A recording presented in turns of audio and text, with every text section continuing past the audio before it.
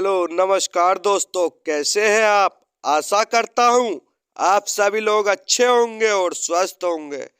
दोस्तों, हमारे चैनल की वीडियो को अंत तक देखें और चैनल को सब्सक्राइब करें, वीडियो को शेयर करें। एक गांव में गोपाल नाम का एक आदमी रहता था। वो अपने घर के पास छोटी सी जमीन पर सब्जियां उगाया करता था। खेतों में सब्जियों की पैदावार बढ़ाने के लिए लोग अपने खेतों में बहुत सारे उर्वरकों को डाला करते थे, लेकिन गोपाल ऐसी किसी चीज का इस्तेमाल नहीं करता था जिससे उसकी सारी फसल को कीड़ा खा जाता था। शायद इसलिए उसकी सब्जियां बहुत अच्छी नहीं होती थी और लोग भी उसकी सब्जियों को बहुत कम खरीदते थे, जिससे उसका घर-बार चलना बड़ा मुश्किल था। दूसरी तरफ सेठ घर पर आकर उन्हें धमकी दिया करता था। गोपाल अपनी सब्जी की टोकरी उठाकर घूमता घूमता थककर एक पेड़ के नीचे बैठ जाता है। सुबह से शाम होने वाली है, लेकिन अब तक मुझसे किसी ने सब्जी नहीं खरीदी। गोपाल टोकरी में से खाना खाने के लिए खाना निकालता है। बेटा, बहुत भूख लगी है, कुछ खाने को दे दो। आ जाओ बाबा, आप ये खाना खा लो, मैं घर जाकर खा लूंगा। गोपाल अपने हिस्से का सारा खाना उस बाबा को दे देता है। बूढ़ा बाबा गोपाल का खाना खा लेता है। तुम दिल के बहुत अच्छे हो, देखना भगवान सब अच्छा करेगा। और वो बाबा वहां से चला जाता है। दूसरी तरफ सेठ घर पर आकर उन्हें धमकी दिया करता था। इधर रोजाना की तरह आज भी गोपाल खाली हाथ ही घर लौटता है। आज भी कुछ नहीं बिका भाग्यवान, 1 रुपए तक की कमाई नहीं हुई। ऐसे कैसे चलेगा बोलो, घर पर बिल्कुल भी दाना पानी नहीं है, ऊपर से चारों ओर इतने सारे कर्ज हैं। और वो सेठ जी, वो तो आज भी अपने आदमियों को लेकर आ गए थे। तुम्हें याद है ना, हमारा ये घर गिरवी रखा हुआ है उनके पास। उन्होंने बोला है कि अगर हमने कल तक उन्हें कुछ पैसे नहीं दिए ना तो वो हमें इस घर से निकाल देंगे। हाँ, क्या ऐसा कहा उन्होंने? लेकिन यहाँ 2 वक्त की रोटी खाने की कमाई नहीं है और तुम कर्जा चुकाने की बात कर रही हो। तो क्या कल हम सचमुच इस घर से निकल जाएंगे? मैं नहीं जानता, मैं कुछ नहीं जानता, सब ऊपर वाले की मर्जी है। दोनों बहुत परेशान थे और रात हो जाती है। दोनों अपने बिस्तर पर सो रहे थे। आज की रात इस बिस्तर पर आराम से गुजार लेते हैं, पता नहीं कल कहाँ सोने को मिलेगा। कल क्या किसी तरह से कुछ भी कर्ज नहीं उतार सकते क्या? कैसे दूंगा बताओ, घर में 1 रुपया तो है नहीं। अगर खेतों में इस बार अच्छी फसल होती तो उसे बेचकर कुछ हो सकता था। सारी फसल तो कीड़े ही खा लेते हैं। हे ऊपर वाले, हमने तो किसी का भी बुरा नहीं किया, फिर हमारे साथ ऐसा क्यों हो रहा है? नहीं नहीं भाग्यवान, तुम ऐसे मत बोलो, ऊपर वाला बस हमारी परीक्षा ले रहा है। ऐसे बातें करते करते वो दोनों सो जाते हैं और रात को गोपाल को एक सपना आता है। मैंने तुम्हारे आंगन में जादुई शिमला मिर्च का पेड़ लगाया है। इसमें रोज सोने की शिमला मिर्च लगेगी। तुम उसे बेचकर खूब पैसे कमा सकते हो, लेकिन अगर तुमने लालच किया तो इसका जादू काम नहीं करेगा और बहुत बुरा होगा। अगली सुबह। हाँ, क्या सच में जादुई शिमला मिर्च का पौधा और सोने के बीज, ये शिमला मिर्च, ये सब मैं क्या देख रहा हूँ? सुनो भाग्यवान, जल्दी इधर आओ। अरे अरे, क्या हो गया? क्यों सुबह सुबह चिल्ला रहे हो? ये देखो, ये पौधा कहाँ से आया और इस पर ये सोने जैसी शिमला मिर्च लगी हुई है। अरे हाँ, ये तो पहले यहाँ नहीं था। जानती हो, रात को ही मैंने ये सपना देखा था कि मेरे आंगन में जादुई शिमला मिर्च का पौधा है जिस पर सोने की शिमला मिर्च लगी थी। क्या ये सोने की शिमला मिर्च है? गोपाल उस सोने की शिमला मिर्च को तोड़ता है। मैं अभी इसे बेचकर आता हूँ। गोपाल सोने की शिमला मिर्च लेकर बाजार जाता है और उसे सुनार को बेच देता है और उसके बदले उसे खूब सारे पैसे मिलते हैं। और गोपाल पैसे लेकर अपने घर आता है और रास्ते में आते समय खूब सारा राशन भी लेकर आता है। अरे भाग्यवान, ये लो, खाने के लिए सब्जियां और दाल चावल मैं सब कुछ लेकर आया हूँ। जल्दी से अब कुछ अच्छा सा खाना बना दो। और हाँ, ये कुछ पैसे हैं, इसे संभाल कर रख लो। इतने सारे पैसे! भगवान ने एक पल में ही सब कुछ ठीक कर दिया ना जी। इधर कुछ ही देर में सेठ भी अपने आदमियों को लेकर उनके घर आता है। अरे ओ गोपाल, कहाँ छुप कर बैठा है? मेरे पैसों का इंतजाम हुआ या नहीं? सुनो जी, वो सेठ जी आए हैं। मैं अभी इसके सारे पैसे चुका देता हूँ। गोपाल पैसे लेकर बाहर आता है। ये लीजिए सेठ जी, आपके सारे पैसे पूरे सूद समेत हैं। क्या? सारे पैसे? हाँ हाँ, जल्दी दो। सेठ पैसे लेकर अपने घर चला जाता है। ऐसे ही धीरे धीरे गोपाल की जिंदगी पूरी तरह से बदल गई थी। वो हर रोज एक सोने की शिमला मिर्च गांव के अलग अलग सुनारों को बेचने लगा, जिससे उसके पास अब पैसे की कोई कमी नहीं थी। गोपाल अपनी पत्नी के लिए सोने के गहने लाता है और अपने छोटे से घर को बड़ा बना लेता है। अब उसके पास किसी चीज की कोई कमी नहीं थी। अब गोपाल का नाम दूसरे गांवों में भी जाना जाने लगा था। गोपाल गरीब लोगों को खूब दान दिया करता था और उनकी हर तरह से मदद किया करता था। अब गोपाल के घर से कोई भी भूखा नहीं जाता था और ये सब देखकर सेठ को बिल्कुल अच्छा नहीं लगता।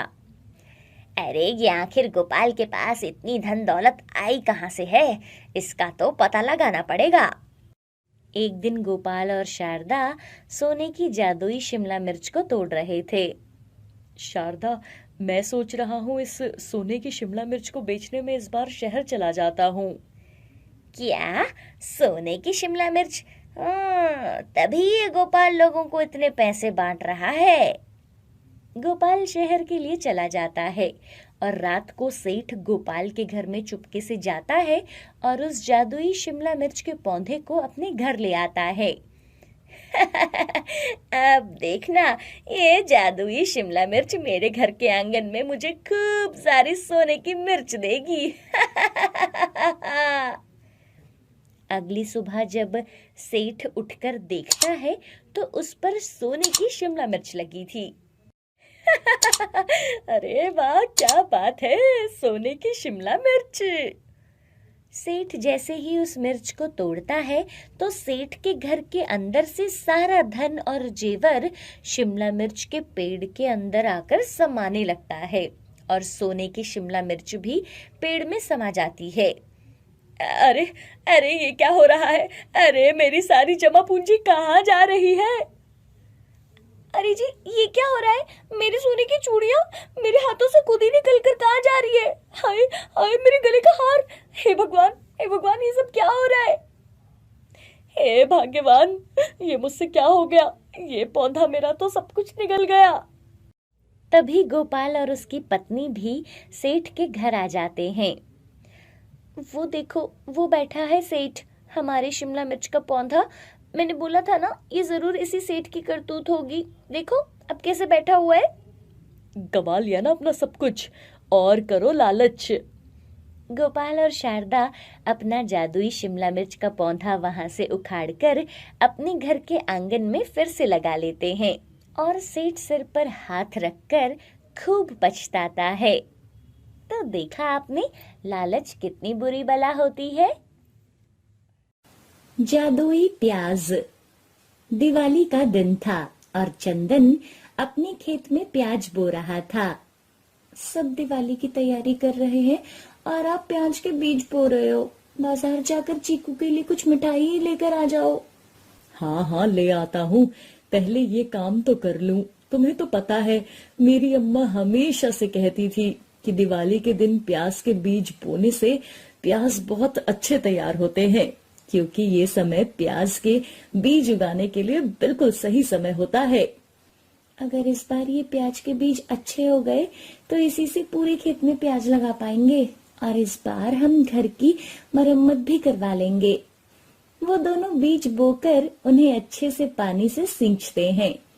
ऐसे ही कुछ दिन बीत जाते हैं और सर्दी भी बहुत बढ़ जाती है। मैं सोच रहा हूँ क्यों ना प्याज के बीजों को घास से ढक दूं, नहीं तो ठंड में कोहरा पड़ने से हमारे उगे हुए प्याज सूख सकते हैं। चंदन की पत्नी नीतू भी उसकी बात से सहमत हो जाती है और दोनों अपने खेतों में जाते हैं और जो प्याज के छोटे छोटे पौधे थे वो उन्हें घास से ढक देते हैं। कुछ दिनों के बाद रात का समय था, सब अपने घरों में सोए हुए थे। तभी जोर जोर से कुत्तों के भौंकने की आवाज आने लगती है। अरे, इतने कुत्ते क्यों भौंक रहे होंगे? कहीं आवारा जानवर तो खेत में नहीं घुस आए। चंदन जल्दी से उठकर अपने खेतों में जाता है। चंदन देखता है कि उसके खेत में जो घास थी वो एक जगह से उठी थी। चंदन जैसे ही थोड़ी और घास उठाता है तो उसे वहां पर एक चमकने वाला मुकुट जैसा कुछ दिखाई देता है। अरे, ये क्या चमक रहा है? चंदन उसे उठाता है और देखता है। तभी वहां एक जिन्न प्रकट होता है। चंदन जिन्न को देखकर डर जाता है। अरे, कौन हो तुम? मैं जिन्न हूँ और मेरा मुकुट तुम्हारे हाथ में है, जो भागते समय इस खेत में गिर गया था, और अब मैं तुम्हारे साथ हूँ। मैं तुम्हारा गुलाम हूँ। बोलो, मैं तुम्हारा क्या काम कर सकता हूँ? मेरे खेतों में आवारा जानवर आते हैं। तुम मेरे खेतों का ध्यान रखो, कोई भी जानवर इस खेत में ना आए। ऐसा कहकर चंदन उस चमकती चीज को साथ लेकर अपने घर चला आता है और उसे अपने घर में पड़े एक संदूक में छुपा देता है। इधर जैसे ही आवारा जानवर और नीलगाय का झुंड खेतों में आता है तो जिन्न सबको वहां से भगा देता है और ऐसे ही पूरी रात बीत गई थी। अगली सुबह जिन्न चंदन के घर आ जाता है। अरे, तुम यहाँ क्यों आए हो? अब कोई भी जानवर खेतों में नहीं आ रहे हैं। तुम मुझे कोई और काम बताओ। आप अकेले क्या बड़बड़ा रहे हो जी? अरे, तुम्हें क्या ये इतना बड़ा इंसान दिखाई नहीं दे रहा? नींद में हो क्या? यहाँ कोई भी नहीं है। मुझे सिर्फ तुम देख सकते हो, क्योंकि तुमने मेरा मुकुट अपने हाथ में लिया था। मुझे हर कोई नहीं देख सकता। मैं मजाक कर रहा था भाग्यवान। आज तुम्हारी काम से छुट्टी है। अब सारा काम मैं देखूंगा। चलो चलो मेरे साथ जिन्न, आज खाना बनाते हैं। चंदन जिन्न के साथ रसोई घर में जाता है और दरवाजा बंद कर देता है। पता नहीं दरवाजा बंद करके रसोई घर में क्या कर रहे हैं। आज तक तो इन्होंने कभी चाय तक नहीं बनाई और आज खाना बना रहे हैं। इधर जिन्न तरह तरह के खाने बनाने लगता है और कुछ ही घंटों में मिठाई और अच्छे अच्छे व्यंजन वो बना देता है। मुझे जल्दी और काम बताओ। जाओ, मेरा सारा खेत जोत दो। उसके बाद जो प्याज के बीज तैयार हुए हैं उन्हें सारे खेतों में लगाना है। चंदन के ऐसा कहते ही जिन्न खेत में चला जाता है। दरवाजा खुलते ही चंदन की पत्नी किचन में जाती है और वो वहाँ तरह तरह का खाना और व्यंजन देखकर हैरान हो जाती है। अरे, ये सब आपने कैसे बना दिया? तुम दोनों बस अब खाना खाओ। और वो तीनों खाना खाने लगते हैं। वाह पिताजी, इतना अच्छा खाना तो मैंने कभी नहीं खाया और ये मिठाई तो बहुत ज्यादा स्वादिष्ट है। दूसरी तरफ कुछ ही घंटों में जिन्न सारा खेत जोत देता है और प्याज के तैयार बीजों को भी वो पूरे खेतों में बो देता है। अब बताओ मैं और क्या काम करूं? अब तुम ऐसा करो, सारे प्याज के पौधों को पानी डाल दो। जिन्न खेतों में पानी डालना शुरू कर देता है। चंदन भी अब बहुत खुश था। उसका सारा काम अब बड़ी आसानी से हो रहा था। ऐसे ही कुछ दिन बीत जाते हैं। जिन्न द्वारा लगाए प्याज कुछ ही दिनों में बहुत अच्छे तैयार हो गए थे। गांव के लोग भी चंदन के खेतों को देखकर तरह तरह की बातें बनाने लगे थे। इस बार चंदन ने अपने खेतों में न जाने कौन से जादुई प्याज लगाए हैं। मैंने इतने बड़े बड़े प्याज तो कभी नहीं देखे। अरे, मैंने तो सुना है कि चंदन को किसी ने भी खेतों में काम करते नहीं देखा, फिर भी उसका काम न जाने कैसे हो जाता है, जैसे कोई भूत हो जो उसका सारा काम कर रहा है। लेकिन ऐसे कैसे हो सकता है? अब क्या जाने क्या बात है, बस उसे तो जादुई प्याज मिल गए हैं। ऐसे सब लोग तरह तरह की बातें बनाने लगे थे और पूरे गांव में चंदन के खेत में लगे जादुई प्याज की बातें होने लगी थी। इधर जिन्न भी चंदन के वो सब काम करता था और रात को जानवरों से खेतों की सुरक्षा भी करता था। एक दिन चंदन की पत्नी घर में संदूक में अपना कुछ सामान ढूंढ रही थी और वो चमकते हुए मुकुट को देखती है। अरे ये क्या है और ये यहाँ कैसे आया? इधर जिन्न प्याज को मंडी बेचने के लिए बांध रहा था और चंदन उसे काम करते हुए देख रहा था। तभी अचानक जिन्न घर की तरफ भागने लगता है। अरे अरे कहाँ जा रहे हो? मेरी बात तो सुनो। जिन्न बिना चंदन की बातें सुने घर की तरफ जा रहा था। चंदन भी उसके पीछे पीछे जाने लगता है। ये ऐसे क्यों भाग रहा है? कहीं नीतू ने उसका मुकुट तो नहीं निकाल लिया? मुझे उसको बता देना चाहिए था। ये सोचते हुए चंदन जिन्न के पीछे पीछे भाग रहा था। नीतू उस मुकुट को लेकर कमरे से बाहर आती है। तभी अचानक से उसके सामने जिन्न आ जाता है।